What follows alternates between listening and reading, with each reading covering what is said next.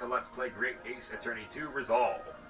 In our last episode, we got this trial underway, and we established that, again, this entire thing is a giant conjuring trick. Time to further see how else we can prove that. On 2 counts. 2? Firstly, before and after the experiment, this witness went nowhere near the kinesis machine. Every relevant member of the staff from the exhibition has attested to that. And I believe members of Scotland Yard have also been on watch duty at every public experiment. In other words, Mr. Drebber had no opportunity to switch the alleged pair of bird cages. But I've already explained why he wouldn't have needed to. The nonsense with the crossbow, that doesn't bolster your case at all. The man who disappeared from the stage and the man who crashed into the tower are one and the same. The forensic investigation team's report is unequivocal on that point.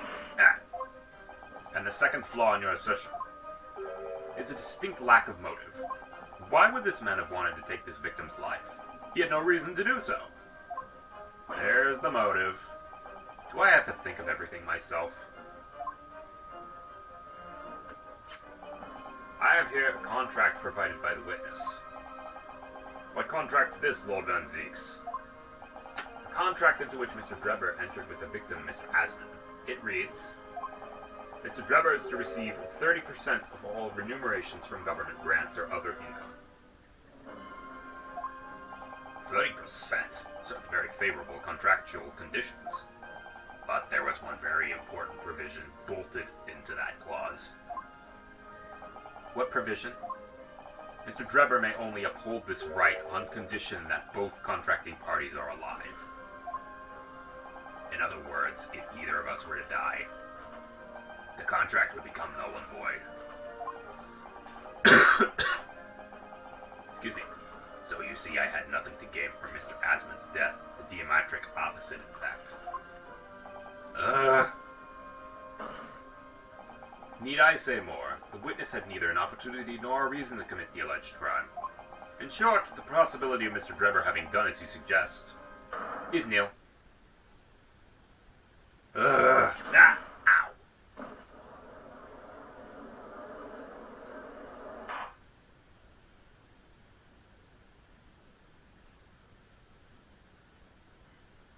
It seems the defense's assertion was somewhat wide of the mark. Lord Van Zeeks, you will submit the contract as evidence, please.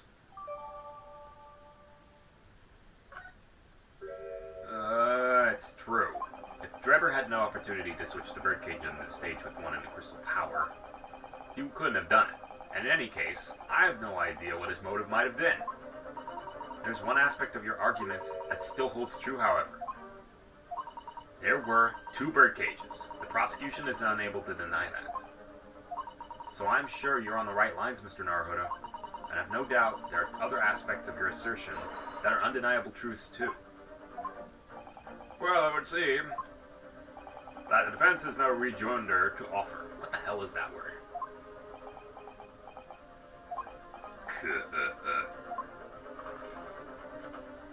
Well, I must say I'm a little surprised. I came here to testify the machine I built, and instead my reputation is defiled. But the prosecution's counter has set the record straight, I think. It's impossible that I'm the culprit.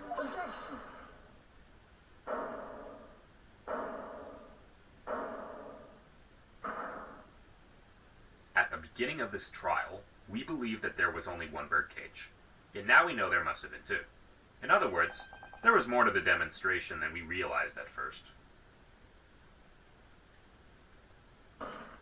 I think it's abundantly clear that the same applies to the culprit. Get to the point. The stage demonstration was constructed and set up entirely by you, Mr. Drebber. Therefore, it's inconceivable you had no hand in events that transpired. So if circumstances mean it's impossible you could have carried out the crime yourself, it points to the fact that someone else was involved. Someone else! Counsel, are you suggesting Yes, my lord. Mr. Drebber had an accomplice. Objection! An accomplice now? Well then, I presume you're prepared for what's to come. Now that you're accusing not only this witness, but someone else, of the most serious of crimes.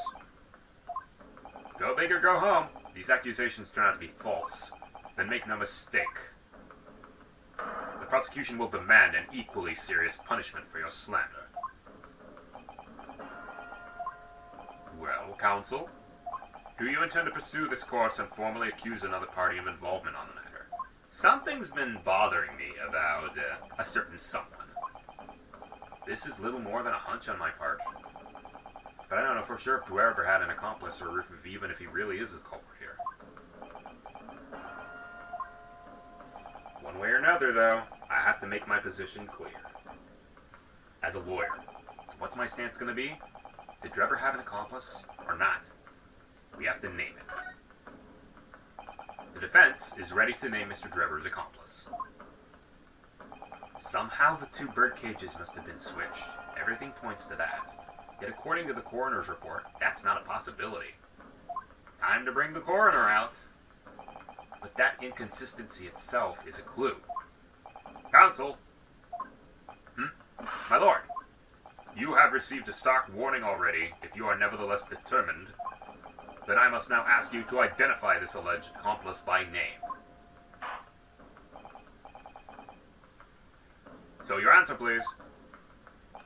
Who do you claim to have been Mr. Drebber's accomplice? Courtney Sithe. Take that! The name of the person in question is... What's wrong, my Nipponese friend? Surely fear doesn't bind your tongue now. It's a little late for that. Of course I'm afraid. After all, naming her in this capacity is definitely gonna make waves. A lot of waves. I could very well turn every single person in this courtroom against me. I'm sure it will be alright, Mr. Naruto. Thank you, Miss Susato. The enemy always appears larger than life, but you'll appear exactly the same to the enemy. Alright then, here goes.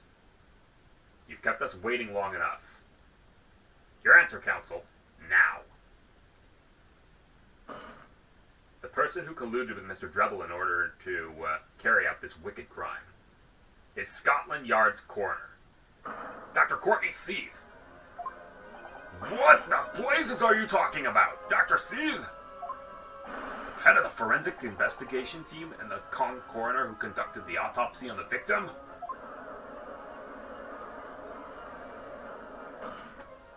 We know there were two bird cages. So who could have carried out the switch to complete the illusion? The accident happened in front of a huge crowd of spectators and the area was immediately sealed off. Then everyone, police officers included, were banished to make way for the forensic investigation team. When else could the switch have occurred? It can only have been in that team's presence. It's essential that the court determines exactly what happened following the incident. The defense demands Dr. Sithe be summoned to the witness stand at once to testify.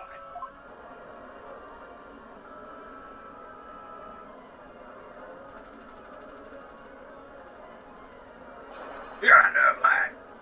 Standing up there, dragging the God's name through the mud. This isn't the first time.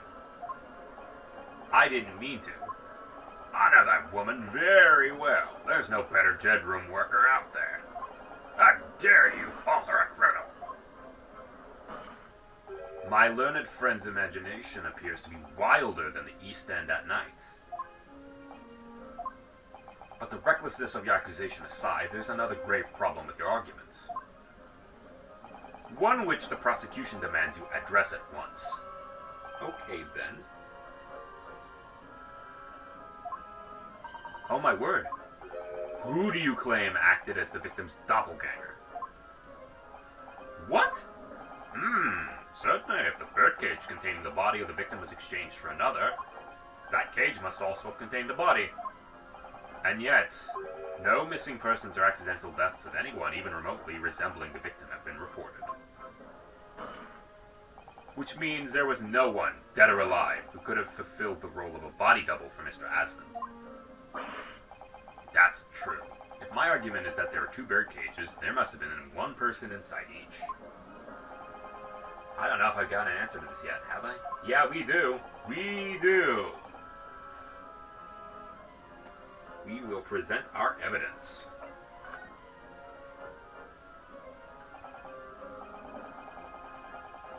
Very well. The defense will address my learned friend's concern by presenting evidence that reveals the true nature of Mr. Asmon's body double. Good gracious! Evidence! I do hope this isn't filibustering, counsel. The court is expecting a name. If you think you have relevant evidence, present it now. The body double and the birdcage were hiding inside the balloon that was floating above the storage, which means that any witnesses could have seen it from 60 feet away. So who is it that appeared out of that explosion some 18 meters above the spectators? Aha! The body double inside the second birdcage was the waxwork of the professor.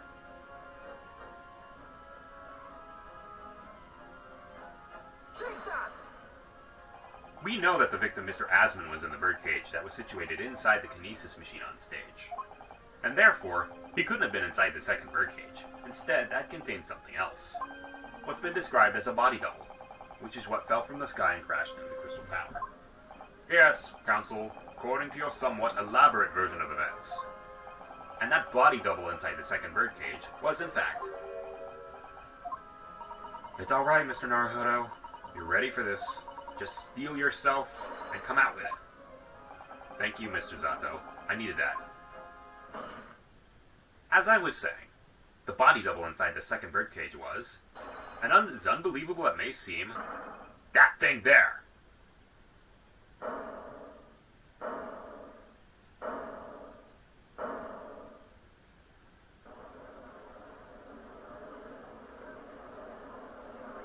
Objection! Open your eyes and look into mine, my Nipponese friend. Yeah, they're a little cold.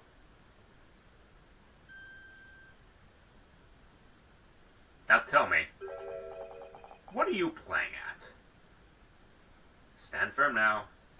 Time to show your Japanese spirit. As the court will observe, this is a waxwork model. A model, in fact, of an infamous London murderer from 10 years ago, the Professor. Objection! You started by indicting the leader of the forensic investigation team as an accomplice in this crime. And now you've moved on to indicting waxworks? Yes, that's about the size of it. But why? And why this waxwork? It looks nothing like the victim. In fact, it could hardly resemble a mass. What possible justification can you give?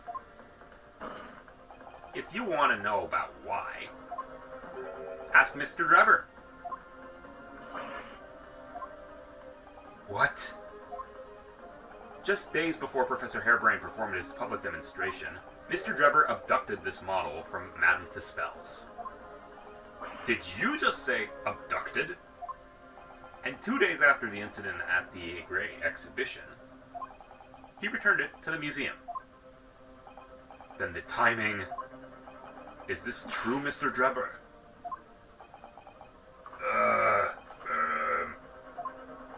At first, I couldn't see why Mr. Drebber would have stolen the waxwork and then given it back again. But now the reason is clear. He took it so we could put it inside the second birdcage as a body double for Mr. Asmon. Objection! Are you hearing this, ladies and gentlemen of the jury? Are you hearing the defense's astonishing proposal? That the witness fabricated this vast machine with the intention of deceiving some wretched scientist. That he did so in collusion with the country's finest coroner, on a public stage, in front of a vast audience. And that, to effect the deception, he used a waxwork model and in no way resembles the victim. Are we really to believe this far-fetched tale? What do you decide? Objection! Here we go. Wait. Yes, if you put it like that, of course it sounds implausible. My lord! I need to speak, if you please. Go ahead, Mr. Foreman. Myself and my colleagues have reached an agreement. Very good. In that case, ladies and gentlemen of the jury, you will state your leanings to the court. For the court to hear now. Guilty. Guilty. Guilty. Guilty. Guilty! Guilty. Oh boy, it's unanimous.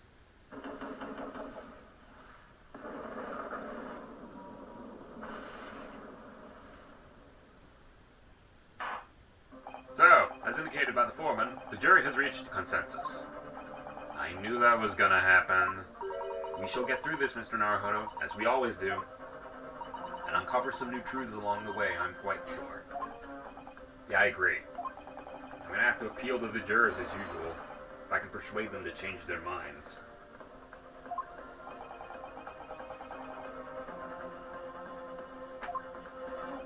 Are you and your fellows ready to proceed, Mr. Foreman? We are, my lord. Very well. In that case, I ask you now to state clearly for all present to hear the grounds on which each of you has decided that the defendant is guilty of the crime in which he is charged. Alrighty, here we go.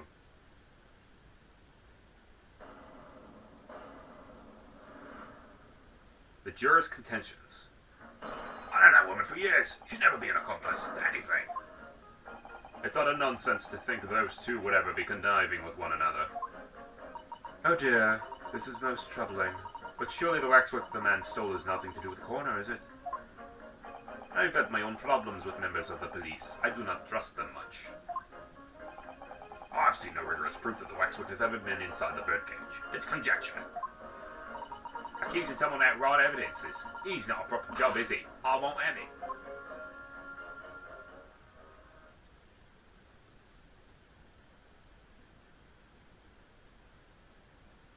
Alrighty. It seems the introduction of the waxwork model of the proceedings has polarized opinion.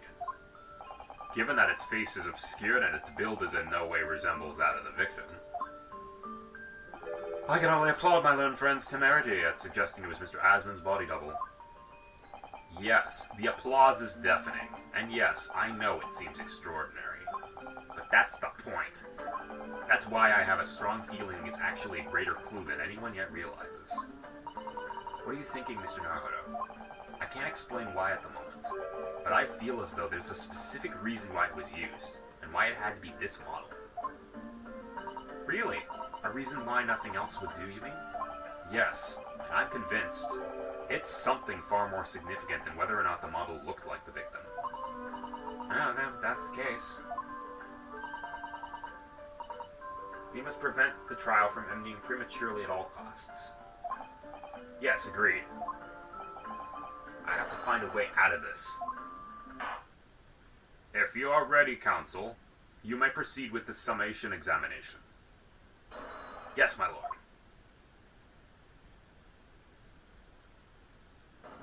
Jury examination.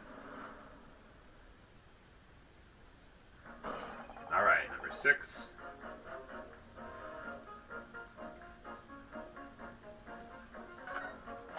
Number 1, number 2, number 3.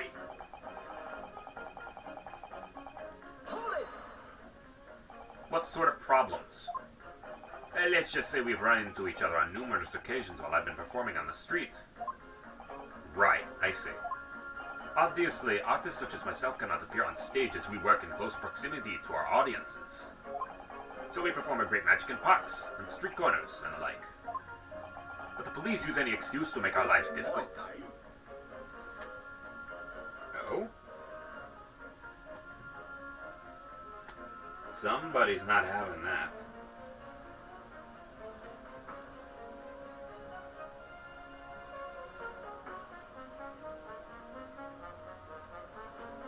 Careful with that!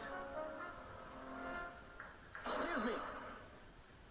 Do you have something to say in response to that, Mr. Ottermole? What are you calling that murderer? Sorry, my mistake. I got confused because I heard you look like him. I don't look like anything like the man. You want to be locked up, Sonny? Thanks, Mr. Sholmes. Perhaps we can move on. I was really wondering if you had something you wanted to add in response to what juror number 3 just said. And clearly you do. Back in my day, back in the good old days, oh great, here we go. It wasn't like this. And what was it like, sir? We worked our fingers to the bone to earn the public's trust, we did. And by Jove, we earned it. People respected us back then. Respected you? No one would have called a coroner into question in them days. A coroner's report was the hallmark of an investigation done right. Especially when Dr. Courtney Stevens put a name to it. She was the best of the best. And the apple of enforced that. Hold on a minute. What are you talking about? Who's Courtney Stevens? Sorry. Got a bit carried away there. Stevens is Dr. C's maiden name. Her maiden name? So that was before she was married. Of course, yes. Silly me. It's C's now, isn't it? Stevens. I'm sure I've seen that name somewhere recently. Anyway, point is, those were the great days of policing. Not like now. Sorry to interrupt, sir. But do you think you could change your statement to include that name? Oh yes. Honestly, why not? She was Courtney Stevens back when I knew her, of course. Legendary coroner, even then. Okay, what does this mean?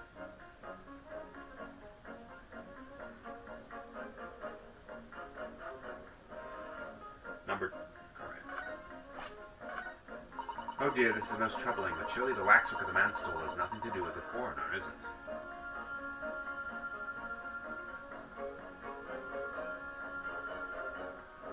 Okay. Oh, wait a minute, yes.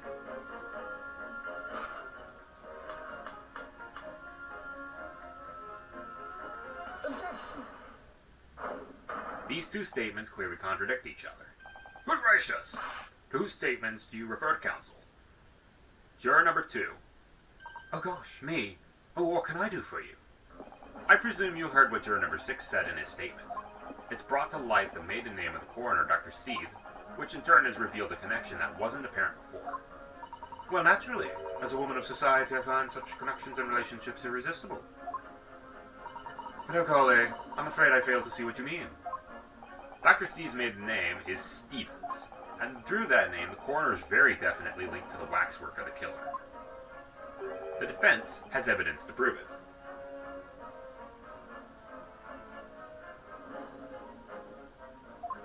My goodness, evidence, you say? How utterly enthralling. Counsel, the court cannot overlook that last remark. I very much hope there is substance to your claim. Of course, my lord. I would ask the culprit to look at this. The evidence that clearly links Dr. Sithe to the mass murder known as the Professor. Take that! I've here a certain autopsy report for 10 years ago. A 10-year-old autopsy report? What relevance does that have? It is, of course, from the autopsy of the person portrayed in the waxwork, the killer known as the Professor. The Professor's... But the man was a capital offender. So... That's right. This is the certification of death that was drawn up after the convict's execution. The identity of the killer was never made public, so the report gives few details. But what's important is the name of the coroner who wrote it. Courtney Stevens. Oh my! Courtney Stevens! So I can lie! It appears the professor's autopsy was conducted by Dr. Sithe 10 years ago. And a few days ago, Mr. Drebber very deliberately stole the waxwork of the professor from Madame Dispel's. A waxwork that doesn't in fact resemble the victim, Mr. Asman, at all. And do you suppose there's some unsavory relationship between those events? Absolutely. I'm sure of it. There is no doubt in my mind that the professor's case is at the heart of a link that we have yet to uncover. Between Dr. Courtney Sithe and Mr. Enoch Drebber. Hidden links, mysterious connections, secret relationships. This is all most extraordinary. We are surely obliged now to explore this further.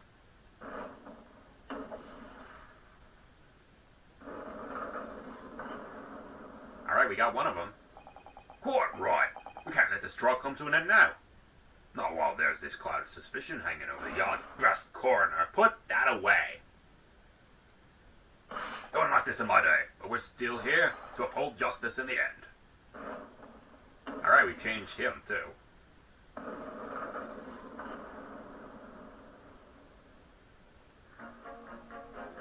It's the professor. That's what links the frightful swindler and the coroner. I've seen no rigorous proof this waxwork has ever been inside the birdcage. It's conjecture.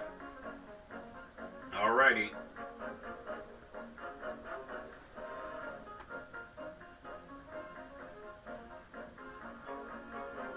There we go. Jeez. Hold it! Oh, really? But you claim the whole instantaneous kinesis demonstration was a trick. That I did. But there's more than one way to pull a rabbit out of a hat, isn't there? Sorry. I grant you, given that this cage appeared from amidst an explosion, there'd have been no need to use a real person. But if a waxwork had been used, the culprit could at least have had the decency to make it look like the victim. I'm not sure exactly how much criminals are governed by decency. A point is, if you're gonna make a claim about that waxwork being inside the birdcage, you need to give us some evidence. Without that, it's not science. I suppose we should expect nothing less than a logical argument from a fellow of the Royal Society. That perhaps means his mind could be changed if we manage to present suitable evidence. Okay, then. We've got your evidence.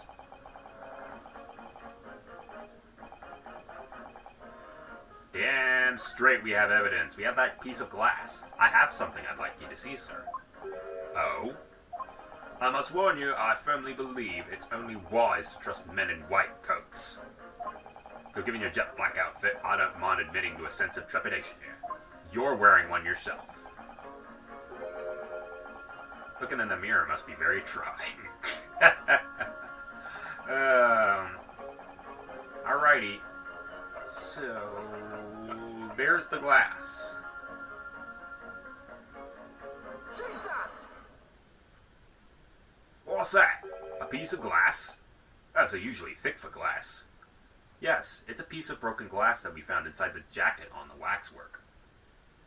As you say, it's not ordinary glass, though. It's very thick and clearly made for extra strength.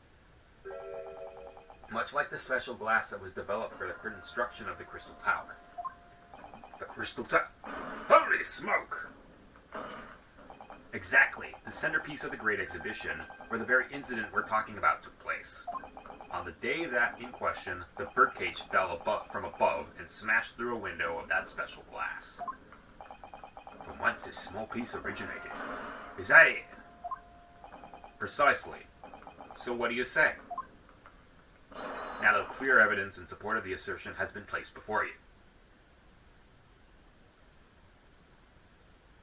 As I said, I don't trust men in white coats as a rule. However, when the reasoning is sound, it's fair to say colour shouldn't come into it.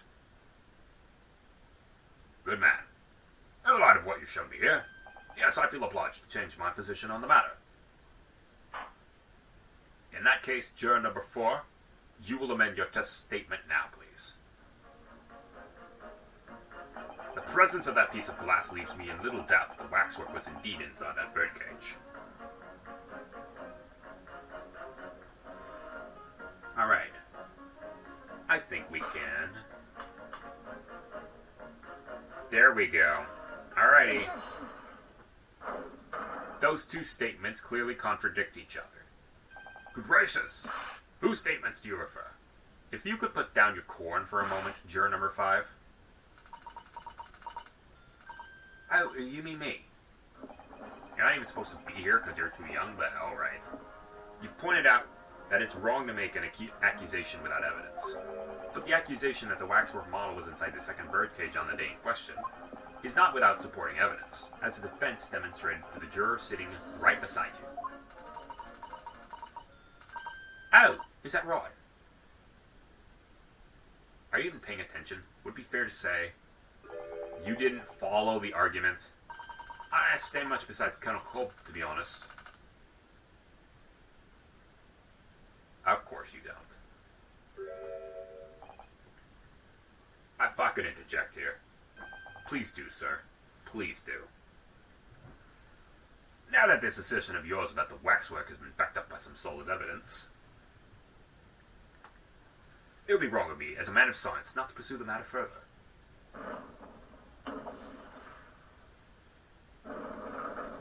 There we go, they're even again. Me too then. Sorry? If this briny gent sees he's right, then he must be. See, I wouldn't dream of going against Colonel Cobb or anyone else who got something stuff in between the ears. That's horrible. Alright, that's a majority. Success! If you call it that. Thank you, counsel, that will do. As a result of the summation examination, the jury's overall leaning has changed. 2 jurors now called guilty, against 4 who call not guilty. Accordingly, the court has failed to reach consensus at this time. And the trial must continue. We did it! Oh, well done, Mr. Naruhodo. Another wonderful victory. Alrighty. A waxwork of the despicable professor, used as a body double for the victim in this quite extraordinary case. I must say, it's extremely hard to believe the assertion could possibly be true. However, it would appear that it does at least warrant further investigation. It's the waxwork of the professor that links Mr. Drebber and Dr. Sithe.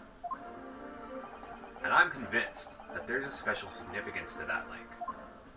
I don't know what you're hoping to prove, lad. I really don't. The truth, sir, by using evidence and testimony. If the court is to delve deeper into the alleged involvement of the waxwork in this case, then the prosecution calls for the owner of the model to be summoned as a witness. The owner? Madame Tuspels. I really thought that Lord Van Zieks would object to this whole line of inquiry. Very well, I concur. Make arrangements for Madame Tuspels to appear as a witness with immediate effect. Listen carefully, my learned friend. Oh, yes? You should know that you're on the brink of opening Pandora's box. Sweet Pandora! The court shall now adjourn for 45 minutes. During that time, the prosecution will summon the new witness and prepare her for taking the stand. Madame Tuspels, yes. I shall see to it at once, my lord. Alrighty, we got that taken care of. To be continued, and we will figure out what's going on in the next episode. See you guys then.